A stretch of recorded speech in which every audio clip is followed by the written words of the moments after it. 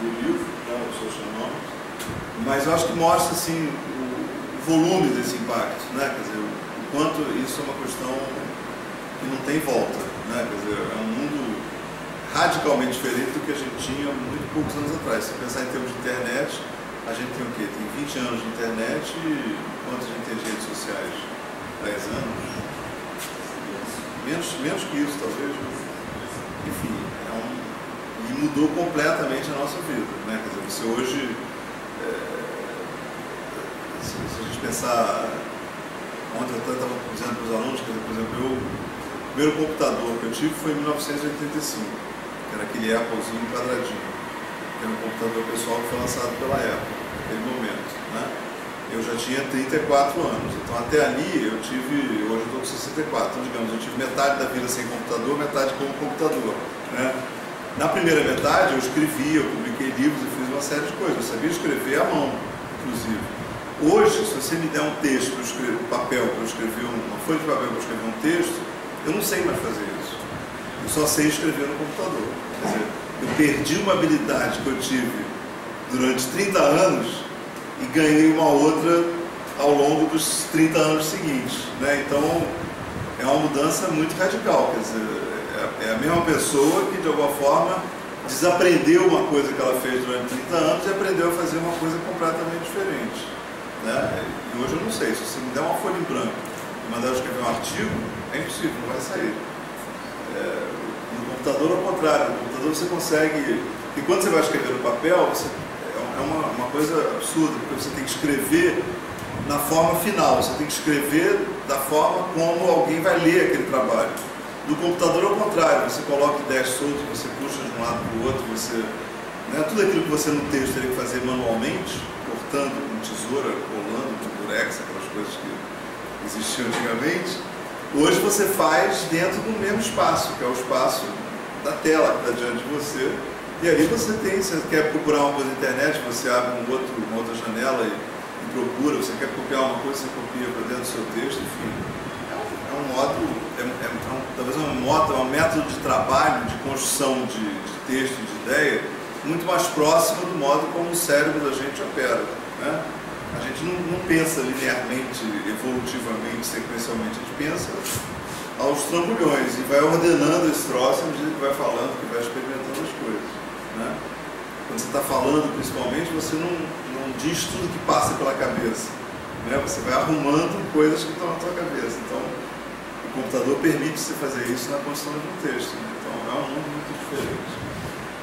Vamos ver o PowerPoint agora, né?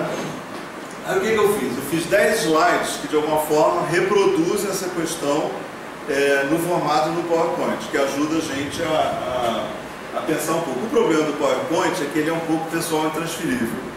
O que para mim às vezes faz todo sentido do PowerPoint, para vocês pode não fazer nenhum sentido, né? Então, se vocês, por exemplo, quiserem olhar esse PowerPoint e retrabalhá-lo da perspectiva de vocês, fiquem à vontade, entendeu? Isso aqui é só um material que eu fiz, eu não sou vocês, e o assunto tem que pertencer a todos nós. Então, se vocês quiserem mexer nisso aqui, mexam à vontade, tá? Para adequar a percepção de vocês e o modo como vocês vão explicar a questão, tá? Então eu fiz 10 slides que de alguma forma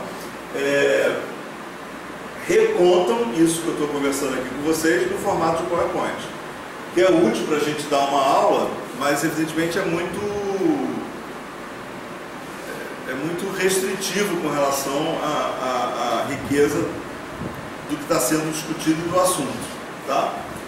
Então eu fiz o primeiro, que é essa discussão de comunicação e sociedade. Por quê? Porque eu acho que é importante a gente entender que a tal comunicação em rede não cai do céu nem surge do nada.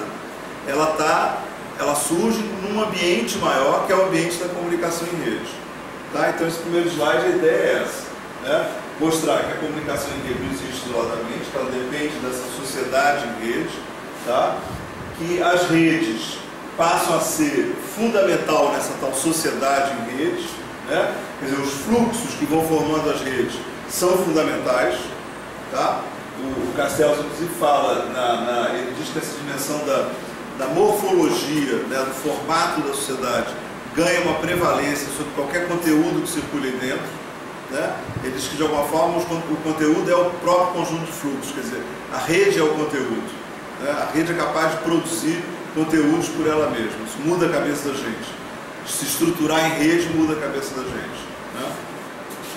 Você vê, o próprio desenho do curso é uma maneira de a gente estar organizado em rede. Você tem os alunos, você tem os tutores, você tem eu que desenho a disciplina, quer dizer, é uma rede que modifica a maneira de entender a disciplina, inclusive de transmitir esse conteúdo, né?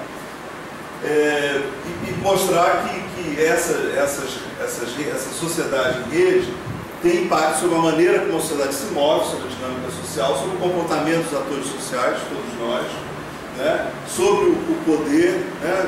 O que é poder nesse tipo de sociedade, assim, pegar toda a bibliografia sobre sociedade da informação e falar sobre uma sociedade cujo poder se estrutura na posse ou não de informação, ou de que tipo de informação, né? E na própria segmentação social, quer dizer, a sociedade em rede ela consegue criar transversalidades que vão atravessar diferenças de renda, de idade, de localização no país e no planeta, que antes eram barreiras muito fortes, né? Então, essa sociedade em rede, ela instaura uma realidade social muito diferente, tá? Aí eu tento voltar um pouquinho para trás e pensar como é que era essa comunicação em rede antes da internet, né? Mostrando que você pode ter, quer dizer, que os processos de comunicação, de alguma forma, quando a gente fala em comunicação, a gente está de alguma forma falando em rede. A comunicação gera redes, né? Gera pertencimentos. A comunicação é isso, quando você liga, a comunicação liga pontos, né? Mas ela liga pontos, ela de alguma forma funda redes. Não são redes da mesma natureza que as redes da comunicação em rede e da sociedade em rede, que são muito mais visíveis e muito mais fortes. Mas a comunicação sempre gerou redes, né? Por exemplo, as trocas de cartas, né? O próprio telefone, quer dizer, as pessoas para quem você tem no seu caderno de endereço. O telefone era uma coisa que permitia atualizar aquela rede de contatos, né? Sem a rapidez, o charme, o barato do Facebook, mas enfim, era o que você tinha à sua disposição, né? Tanto que hoje, se você for pegar os telefones celulares, os smartphones de hoje, eles são muito mais usados para trocar conteúdo fora do telefone, voz, do que voz realmente, né? Cada vez se usa menos o telefone pela voz e mais o telefone como uma máquina que permite você trocar dados por várias maneiras. E uma das maneiras fundamentais são as redes sociais, né? A coisa que ele estava mostrando no vídeo, que muitos jovens hoje já recusam o próprio e-mail. Lá na SPM, onde eu trabalhei, uma vez teve uma ideia, eles acharam que ia ser uma revolução, que era dar para cada aluno um e-mail corporativo, um e-mail institucional. Eu disse, não vai funcionar, porque os alunos não acham e-mail mais uma coisa. Não, mas eles vão achar ótimo e-mail institucional, não sei o que. Nunca funcionou, porque aí você passou a ter que se comunicar com o aluno através daquele e-mail. E ele, como achava que o e-mail não era uma ferramenta mais da geração dele, ele simplesmente não abria o e-mail, ele só via o que ia por rede social. Então, a única maneira foi se construir perfis específicos para cada caso dentro das redes sociais e trabalhar isso, né? Porque o e-mail definitivamente não funcionava. Você está lidando com garotos de 17, 18, 19 anos. Né? Então, não adianta você contrariar a lógica de comunicação dos públicos, né? Cada público tem formas de se comunicar que são próprias. Se você não respeita isso, você não consegue se falar com aquele grupo. Tá? Então eu mostro um pouquinho, quer dizer, que a gente tinha dois modelos de comunicação que eram mais evidentes. O modelo de 1 para 1, quando eu diretamente falava com alguém, né, presencialmente, e o modelo da comunicação de massa, que é o modelo de 1 para muitos. Tá? E mesmo no caso da comunicação de massa, ela gerava redes de pertencimento lá na ponta. Você pensar, os fãs das cantoras de rádio eram um grupo que às vezes até se encontravam fisicamente, né?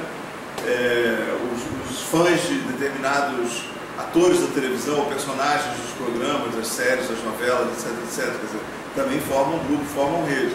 Com a diferença de que essas redes não tinham a evidência, a clareza que as redes às quais a gente pertence hoje têm para a gente. Tá? Mas aqui também nesse ambiente pré-internet, até da comunicação de massa, também havia redes que estavam presentes. Vamos para o próximo? Então aí eu entro na comunicação em rede contemporânea. Tá? Primeira questão é o seguinte: o que são redes? Pensar o conceito de redes. E aí eu vou para o Castells. Tá? O Castells vai dizer que a rede é um conjunto de nós interconectados. Tá? E o nó é o ponto no qual uma curva se entrecorta, quando uma linha corta com a outra. Né? Então o nó é um adensamento. Tá? Ele juntou coisa ali. Juntou coisa aqui, juntou coisa ali, juntou coisa ali, você vai tendo uma rede. Tá? Essa rede que a gente fala hoje, ela depende de quê? Da tecnologia digital, por isso são as redes digitais. Né?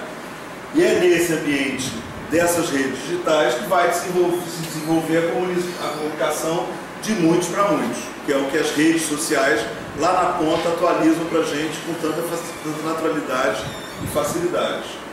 Tá?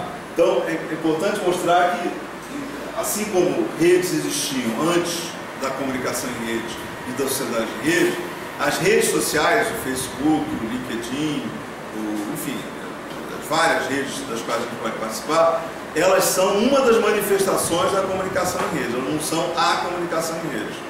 Né? Porque muitas vezes, como as redes sociais são muito próximas para a gente poderia tender a pensar que comunicação em rede são as redes sociais. Não, as redes sociais são a comunicação em rede, desculpa. A comunicação em rede é mais ampla que as redes sociais. Né? As redes sociais são um caso. Tá? Aí eu tento trabalhar um pouquinho esse espaço da internet. O que ele tem de características? Ele é um ambiente, é o lugar dos fluxos das trocas hoje para a gente. Aquela coisa da grande praça, o lugar onde as pessoas se encontram. Então, é o nosso espaço de trocas, é a internet. O grande espaço de trocas. É aquilo que consegue aglutinar qualquer um a qualquer momento. De qualquer lugar eu posso entrar na rede. Né? Isso vai permitir que a gente faça trocas em tempo real.